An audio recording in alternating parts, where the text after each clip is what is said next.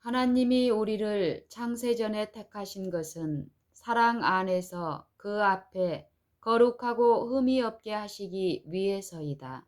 우리가 죄로 말미암아 모든 기회를 잃었지만 십자가로 말미암아 이것을 모든 사람에게 가능하게 하셨다. 그는 우리를 거룩하고 흠없고 책망할 것이 없는 자로 그 앞에 세우고자 하는 권리를 사셨다. 이 일을 할 권리가 오직 그에게만 있다. 여러분과 나는 이 일을 하도록 주신다 하더라도 할 수가 없다. 그리고 이 일을 하는 권리가 우리에게 있지 않다. 우리가 이것을 상실하였을 때에 갈바리의 십자가 외에는 아무것도 이것을 회복할 수 없었다. 그 값을 지불하신 분 외에는 아무도 갈바리의 값을 지불할 수 없었다. 그러므로 분명히 그 값을 지불하신 분만이 우리가 지불하지 않으면 안 되는 값을 지불할 수 있었으며 그 권리는 갈바리의 십자가의 권리에 의하여 오직 그에게만 속한다.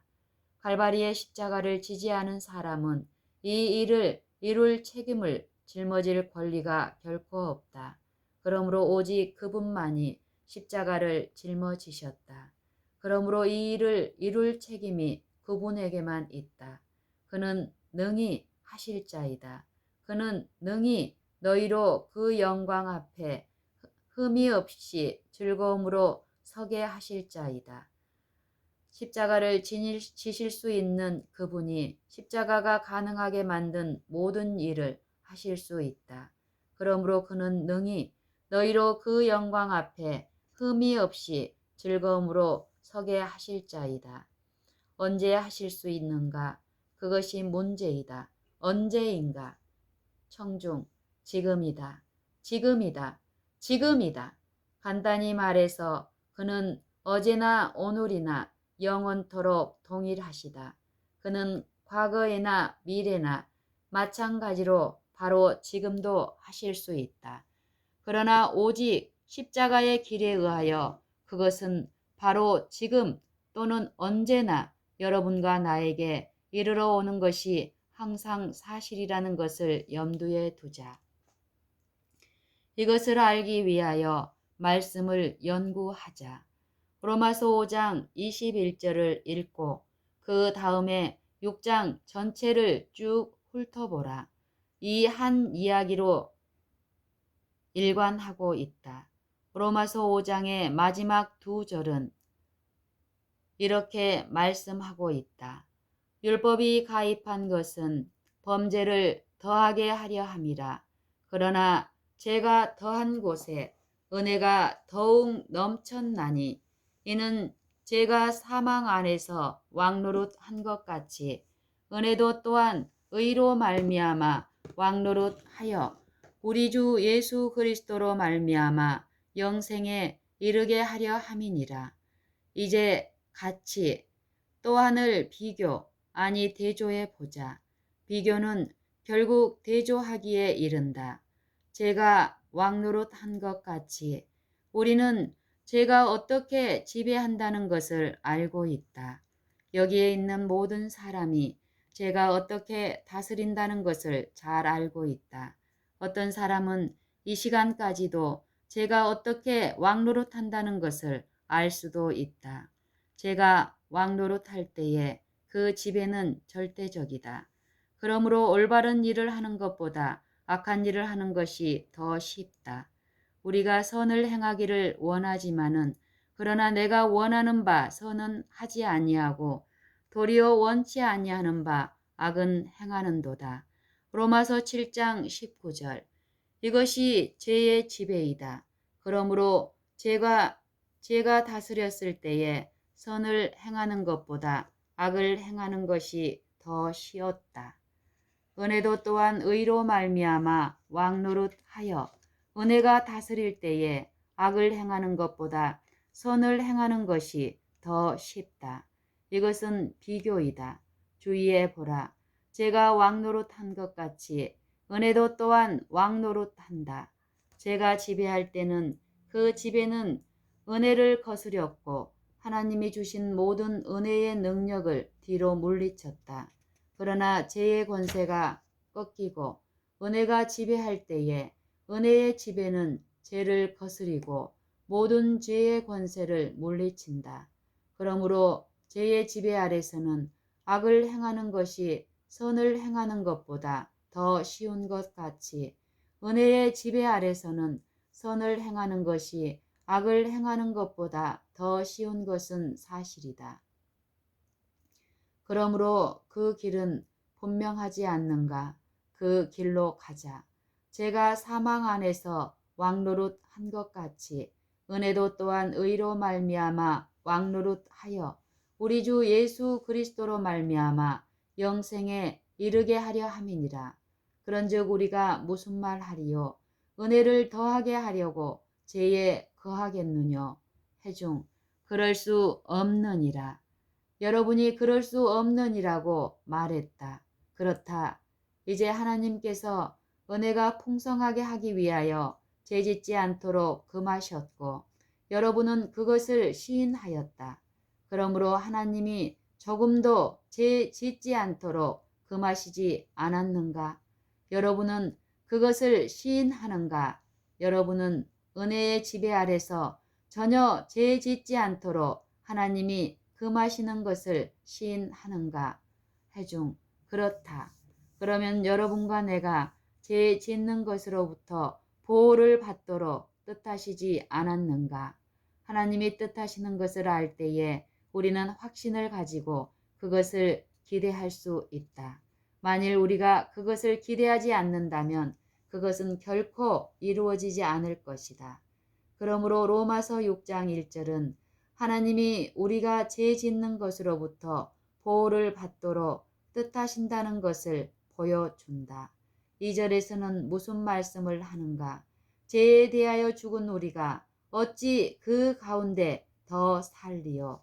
어떻게 더 살겠는가? 그러면 2절에서 무엇을 의도하는가? 우리가 전혀 죄 가운데서 계속 있지 않을 것을 뜻한다. 죽으면 장사 지내게 된다.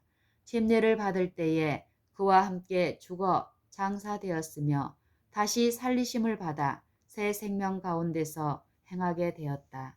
우리가 알거니와 우리 옛사람이 예수와 함께 십자가에 못 박힌 것은 죄의 몸이 멸하여 다시는 우리가 죄에게 종노릇하지 아니하려 함이니 로마서 6장 6절. 우리 앞에 놓여 있는 길이 있다. 그 길은 십자가의 길이다. 이제 여기서 세 가지 점을 보도록 하자. 우리의 옛사람이 예수와 함께 십자가에 못 박힌 것을 알고 있다.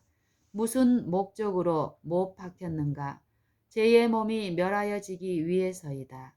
그러면 그것은 무엇을 위해서인가?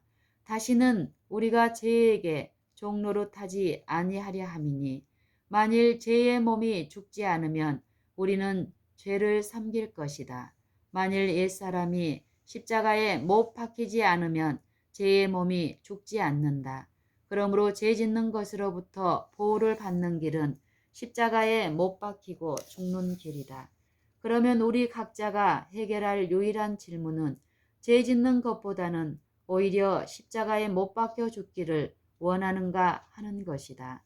만일 여러분에게 지금 이 순간에 죄 짓는 것보다는 십자가에 못 박혀 죽기를 원한다는 문제가 영원히 해결된다면 죄를 결코 짓지 않을 것이다.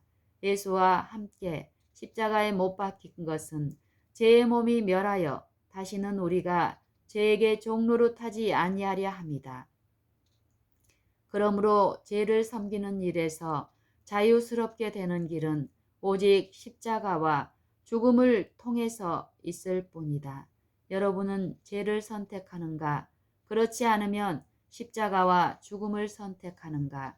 죽음을 택하여 죄를 면할 것인가?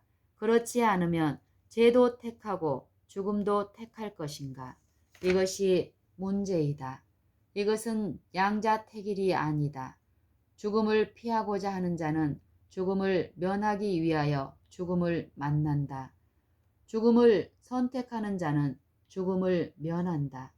그러므로 그리스도의 십자가에 의한 죽음의 길은 곧 구원의 길이다. 예수 그리스도는 여러분과 나를 구원하기 위하여 십자가에 죽으셨다. 여러분과 나를 구원하기 위하여 하나님의 아들이 십자가에서 죽음의 희생을 치르셨다. 우리는 구원을 위하여 죽기를 원하는가? 참으로 죽기를 원하는가? 누구든지 구원을 위하여 죽음을 결정하고 그의 손에 영원한 카드로 들고 그의 생애의 매 순간마다 죽는 사람은 틀림없이 구원을 받게 될 것이다. 그러나 거기에는 문제가 있다. 죽음은 즐거운 것이 아니고 옛사람에게 쉬운 일이 아니다. 육신의 선택으로는 죽임을 당한다는 것이 쉽지 않으나 죽이는 사람에게는 쉽다. 이 일이 이루어졌을 때에는 결코 이 일이 이루어졌을 때에는 죽음을 영원히 계속하는 것은 더 쉽다. 언제 이 일을 해야 하는가? 언제 우리를 그의 영광 앞에 흠없이 세우는가? 지금이다. 그리고 그 유일한 길은 죽음의 길이다. 지금이 죽음을 선택할 때이다. 지금이 우리 자신을 영원히 죽음에 넘겨주는 때이다. 그러나 만일 내가 뒤로 물러나고 죽음을 피한다면 무엇에서 피하고 있는 것인가? 구원에서 피하고 있는 것이다. 왜냐하면 우리 옛사람이 예수와 함께 십자가에 못 박힌 것은 죄의 몸이 멸하여 다시는 우리가 죄에게 종노릇하지 아니하려 함이기 때문이다. 그런데 만일 내가 죽음과 같이 보이는 곤경에 처하는 어떤 경험을 한다면 그것은 아주 좋은 일이다. 왜냐하면 죽음은 죄를 섬기지 않기 위하여 선택한 것이기 때문이다. 이러한 복종은 그리스도의 기쁨을 생활화시킨다. 왜냐하면 죄 짓는 것으로부터 보호받는 기쁨과 지속적인 평화와 만족감은 여러분과 나에게 이르러 올 수 있는 모든 죽음을 받을 가치가 있기 때문이다. 그만한 가치가 있는 것이다. 그러므로 이것은 억지로 하는 힘든 일이 아니고 일찍이 없었던 가장 웅대한 일이 된다. 십자가의 죽음, 그 후부터는 죄를 섬기지 않기 때문에 거기에는 그리스도인의 온전함에 이르는 길이 있다.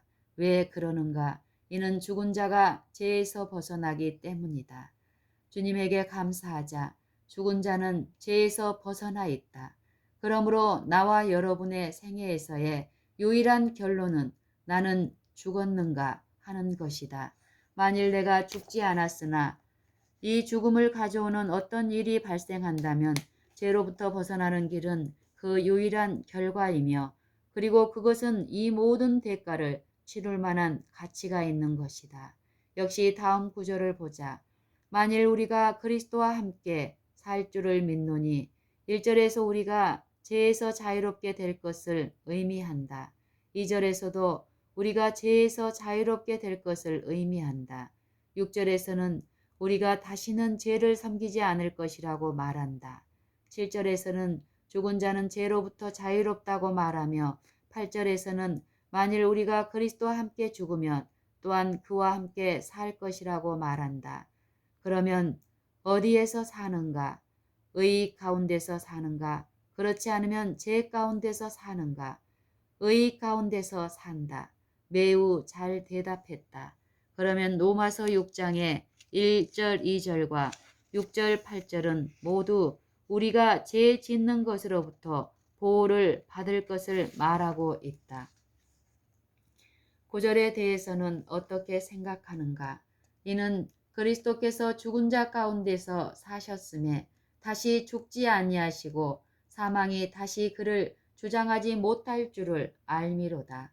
어떻게 해서 죄가 그를 완전히 지배하였는가? 죄 때문이다. 그 자신의 죄 때문이 아니고 우리의 죄 때문이다. 왜냐하면 그는 죄를 알지 못하신 자로 우리를 대신하여 죄를 사무신 바 되었다. 그때부터 사망이 더 이상 그를 지배하지 못했다. 그는 영원히 죄와 모든 죄의 결과에 대하여 승리하셨다. 그러면 이 구절은 여러분과 나에게 무엇을 말해 주는가? 우리는 그와 함께 일어난다. 그의 죽으심은 죄에 대하여 단번에 죽으심이요 그의 살으심은 하나님께 대하여 살으심이니 그러므로 9절과 10절 역시 우리가 죄 짓는 것으로부터 보호받을 것을 말하고 있다. 11절에서 이와 같이 너희도 너희 자신을 죄에 대하여는 죽은 자요 그리스도 예수 안에서 하나님을 대하여는 산 자로 여길지어다. 그러므로 너희는 죄로 너희 죽을 몸에 왕노릇하지 못하게 하여 몸의 사욕을 순종치 말고 이와 같이 그는 우리가 죄 짓지 않게 될 것을 말한다. 또한 너희 지체를 불의의 병기로 죄에게 드리지 말고 오직 너희 자신을 죽은 자 가운데서 다시 산 자같이 하나님께 드리며 너희 지체를 의의 병기로 하나님께 드리라. 제가 너희를 주관치 못하리니 이는 너희가 법 아래 있지 않냐고 은혜 아래 있음이니라. 은혜의 집에는 우리로 하여금 죄를 초월하게 하여 거기에 계속 머무르게 하며 죄의 권세를 거스리고 우리를 죄 짓는 것에서 구원한다. 그런즉 어찌하리요? 우리가 법 아래 있지 아니하고 은혜 아래 있으니 죄를 지으리요? 그럴 수 없느니라. 이와 같이 로마서 6장 1절로 14절에 이르기까지 거듭 죄와 죄 짓는 것으로부터 구원을 전파하고 있다. 이것은 큰 일이지만 그러나 아직도 더 나아가야 할 일이 있다. 완전한데 나아갈지니라. 히브리서 6장 2절. 다음의 말씀을 들어보자. 너희 자신을 종으로 들여 누구에게 순종하든지 그 순종함을 받는 자의 종이 되는 줄을 너희가 알지 못하느냐. 혹은 죄의 종으로 사망에 이르고 혹은 순종의 종으로 의에 이르니라. 죄의 권세로부터 구원을 받았을 때에 누구에게 순종했는가? 하나님에게 순종했다. 그러므로 우리는 의를 섬기기 위하여 자유롭게 된 그의 종이다. 하나님은 우리를 죄 짓는 것으로부터 보호하기 위하여 우리의 생애에 어떤 공백이 있을 것이라고 말씀하지 않는다. 오히려 적극적이고 지성적인 섬김이 있을 것이며 그 결과는 의만이 있을 뿐이라고 말한다. 죄로부터 자유롭게 되고 죄 짓는 것으로부터 보호를 받는 것은 너무나 놀라운 일이지만 더욱 놀라운 일은 우리가 의의 종이 되어 의에 이르도록 섬기는 것이다. 그러므로 우리는 모두 크게 외치자. 하나님께 감사하리로다. 너희가 본래 죄의 종이더니 너희에게 전하여 준 바 교훈의 본을 마음으로 순종하여 죄에게서 해방되어 의에게 종이 되었느니라. 이것을 인하여 하나님에게 감사하자. 우리가 이런 사람이 되었다고 하나님은 말씀하신다. 하나님이 그렇다고 말씀하시면 그러한 것이다. 이것을 인하여 감사드리자. 우리가 죄로부터 받은 것을 감사하고 우리가 의의 종이 되었다는 것을 주님에게 감사하자. 하나님이 우리를 이렇게 만들어 주셨다. 왜냐하면 그가 그렇게 말씀하셨기 때문이다. 그러나 그것으로 아직 다 된 것은 아니다. 너희 육신이 연약함으로 내가 사람의 예대로 말하노니 전에 너희가 너희 지체를 부정과 불법에 들여 불법에 이른 것 같이 이제는 너희 지체를 의에게 종으로 들여 거룩함에 이르라. 너희가 죄의 종이 되었을 때에는 의에 대하여 자유하였느니라. 여기에서 주님은 여러분과 나의 경험에 호소하신다. 너희가 죄의 종이 되었을 때에는 의에 대하여 자유하였느니라. 그것이 그렇다는 것을 알고 있다. 이제 이것을 보충해 보자. 너희가 그때에 무슨 열매를 얻었느뇨? 이제는 너희가 그 일을 부끄러워하나니 이는 그 마지막이 사망임이니라. 그러나 이제는 너희가 죄에게서 해방되고 하나님께 종이 되어 거룩함에 이르는 열매를 얻었으니 이 마지막은 영생이라. 우리는 의에 대하여 자유한 죄의 종이 아니고 죄에 대하여 자유한 의의 종이다. 내가 이것을 깊이 생각하였고 주께서 그 모든 것으로 내 영혼을 먹였으므로 가끔 천사의 노래를 길게 뽑아내는 선율이 아름다운 노래라고 말하는 밀론의 시가 생각난다. 이 로마서 6장은 길게 뽑아내는 선율이 아름다운 노래 중에 하나이다. 로마서 6장은 죄로부터 자유로 시작한다. 죄로부터의 자유로 시작한다. 이것은 위대한 일이다. 다음에 이것에 기초하여 죄 짓는 것으로부터의 자유를 말한다. 이것도 위대한 일이다. 다음에 이것에 기초하여 의에게 종이 되었다고 말한다. 이것도 위대한 일이다. 다음에 이것에 기초하여 거룩함에 이른다고 말한다. 이것도 위대한 일이다. 이 모든 것 위에 그 마지막은 영생이라고 한다. 이것은 참으로 위대한 일이다. 그러므로 이것은 길게 뽑아내는 선율이 아름다운 주님의 노래가 아니겠는가. 오, 이것을 받아 깊이 생각하고 그 아름다운 음조를 붙잡아서 주야로 우리의 심령 안에 머물게 하라. 그러면 이 노래는 우리의 심령을 선하게 만든다. 그러므로 그리스도인의 온전함에 이르는 길이 있다. 이 길은 십자가의 길로서 죄의 몸을 죽게 하고 죄 짓는 것으로부터 자유하게 하고 의를 섬기도록 하고 거룩함에 이르게 하고 성령으로 말미암아 예수 그리스도 안에 있는 온전함에 이르게 하고 영생에 이르게 한다.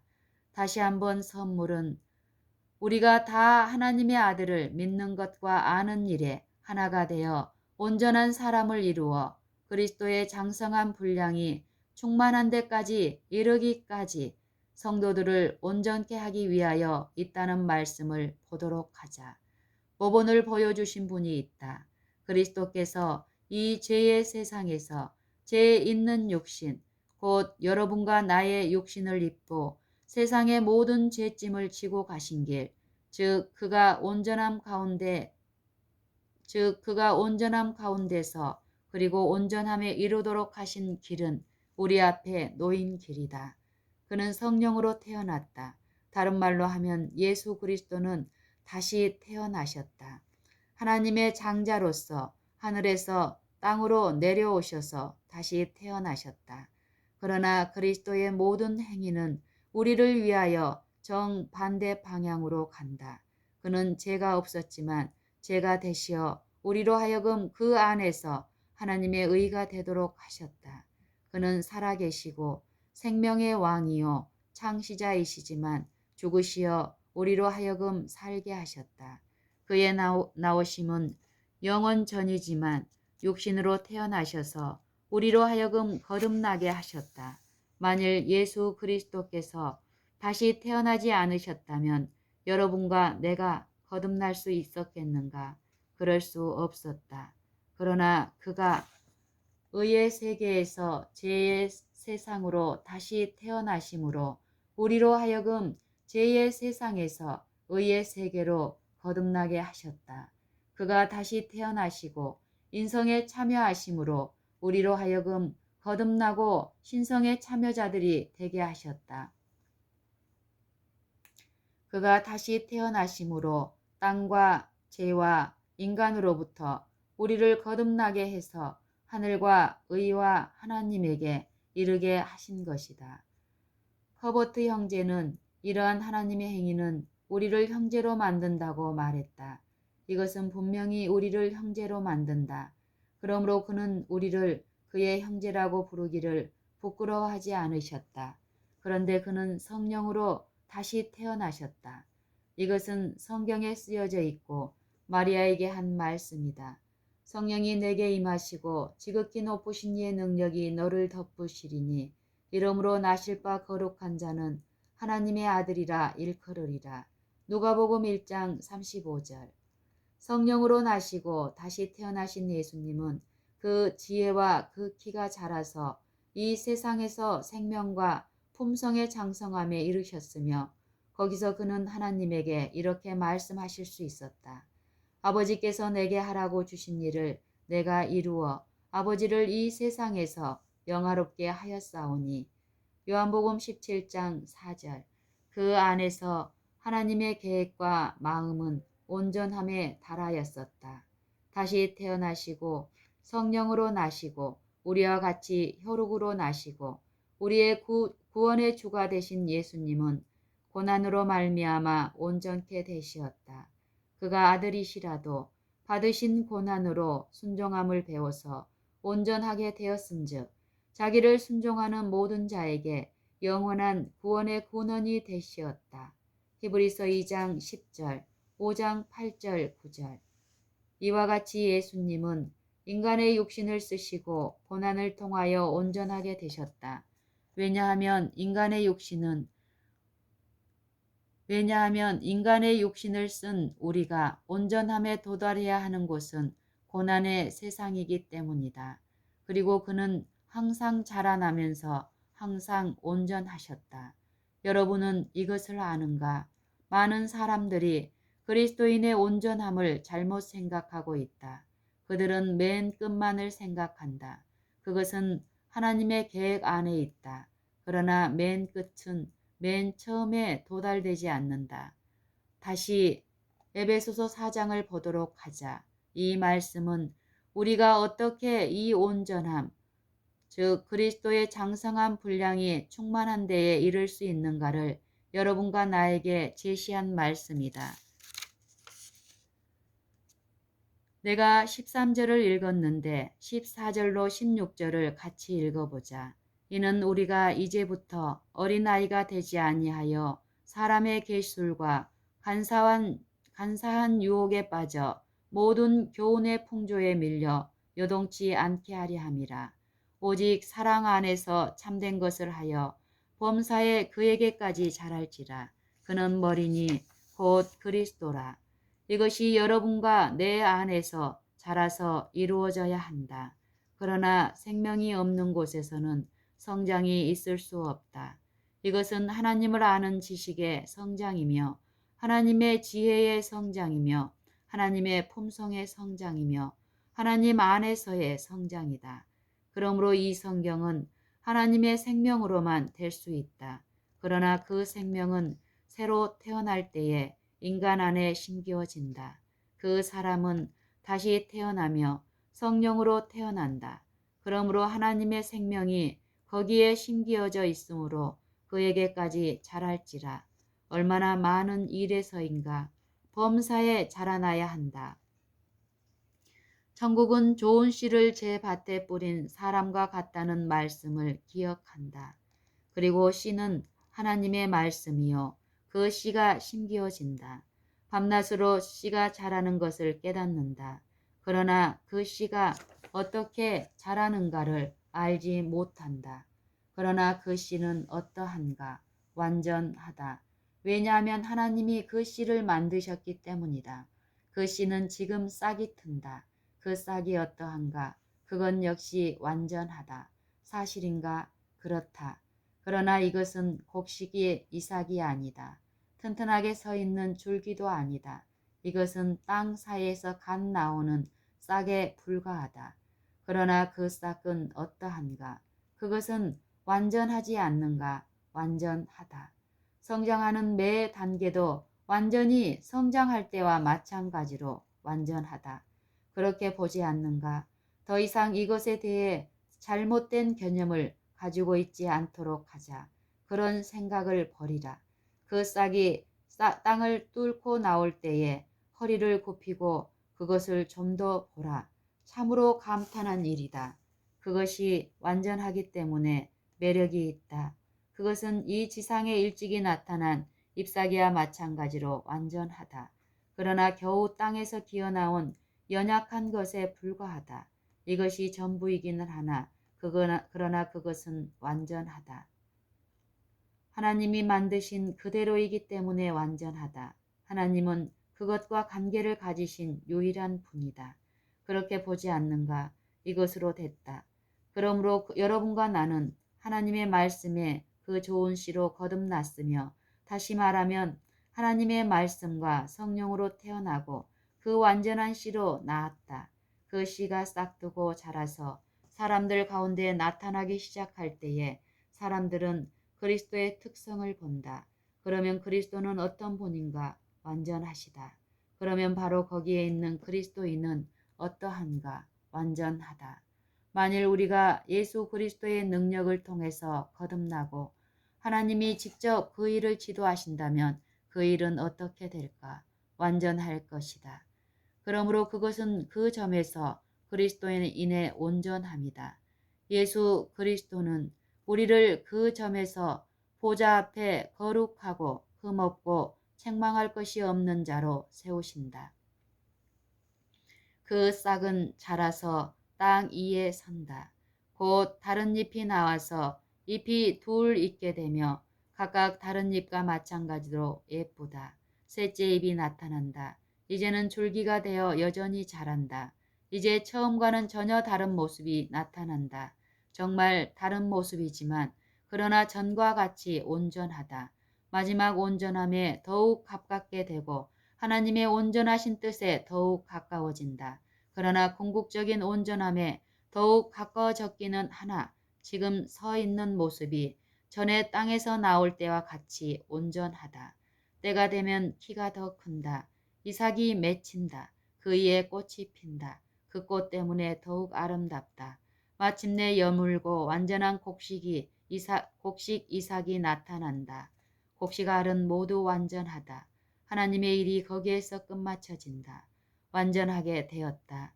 하나님께서 처음 시작하셨을 때에 하신 생각을 따라 온전함에 이르렀다. 이것이 그리스도인의 온전함이다. 이것은 성장에 의하여 온다. 그러나 성장은 오직 하나님의 생명에 의해서 있을 수 있다. 하나님의 생명은 셈이므로 하나님의 질서를 따라서만이 자랄 수 있다. 그만이 자라게 하실 수 있다. 그만이 완전한 모본을 안다. 그리스도는 모본이시다. 하나님은 완전하게 모본을 아신다. 그러므로 우리로 하여금 그 모본을 따라 온전함 가운데서 자라도록 하실 수 있다. 왜냐하면 원래의 모본이신 예수 그리스도의 성장에서 역사하셨던 같은 능력과 생명이 이 성장에서도 역사하기 때문이다. 예수께서 탄생하실 때에 인간의 육신을 쓰신 한 어린아이로서 시작하고 성장하고 하나님이 그에게 하라고 주신 일을 마치신 것과 같이 여러분과 나는 거듭나서 모든 일에 그 안에서 자라나서 곧 그와 같이 의 가운데서 다음과 같이 말할 날이 이르게 될 것이다. 아버지께서 내게 하라고 주신 일을 내가 이루어 아버지를 이 세상에서 영화롭게 하였사오니 왜냐하면 성경에 기록되기를 7대 천사가 소리내는 날 그 나팔을 불게 될 때에 하나님의 비밀이 그 종 선지자들에게 전하신 복음과 같이 이루리라고 했기 때문이다. 계시록 10장 7절 우리는 지금 그날에 살고 있다. 우리에게 세상에 전하라고 주신 그 비밀을 가지고 있다. 그 비밀이 세상을 위하여 맞춰져야 하고 또 그 비밀을 가지고 있는 자들 안에서 맞춰져야 한다. 그러나 하나님의 비밀은 무엇인가? 이 비밀은 너희 안에 계신 그리스도시니 곧 영광의 소망이니라. 육신으로 나타나신 하나님이시다. 그러므로 이 시대에 그 비밀이 14만 4천인 안에서 맞춰져야 할 것이다. 인간의 육신을 쓰신 하나님의 일, 육신 곧 여러분과 내 안에 나타나신 하나님의 일이 맞춰져야 할 것이다. 여러분과 내 위에 역사하시는 하나님의 일이 맞춰져야 할 것이다. 우리는 그리스도 예수 안에서 온전하게 되어야 할 것이다. 성령으로 말미암아 우리는 온전한 사람을 이루어 그리스도의 장성한 분량이 충만한 데까지 이르러야 할 것이다. 그것은 가질 만한 가치가 있는가? 주님의 길이 온전함에 이르는 좋은 길이 아닌가? 그러므로 우리가 그리스도 도의 처보를 버리고 죽은 행실을 회개함과 하나님께 대한 신앙과 침례들과 안수와 죽은 자의 부활과 영원한 심판에 관한 교훈의 틀을 다시 닦지 말고 완전한 데 나아갈지니라. 히브리서 6장 1절 2절 그가 우리를 죄 가운데 있을 때에 있었던 불완전한 터에서 해방시키셨다. 유일한 터는 의로 섬겨 거룩함에 이르고 그 마지막은 영생이 되는 터가 되도록 하자. 그러므로 자신을 십자가의 죽음에 맡기면서 심판을 만나고자 하고 그 앞에 설 준비를 하는 모든 자들에게는 이 일이 하나님 자신의 방법으로 그리고 우리를 의롭게 해주시겠다고 약속하신 짧은 시간에 이루어질 것이다. 그때에는 오로지 하나님의 평가, 하나님의 표준, 모본이신 그리스도와 그의 일이 항상 모든 일에 어디에서나 그리고 영원히 있을 뿐이다. 그러므로 기뻐하고 담대하라. 처음에나 마지막에나 언제나 그리스도가 되게 하자.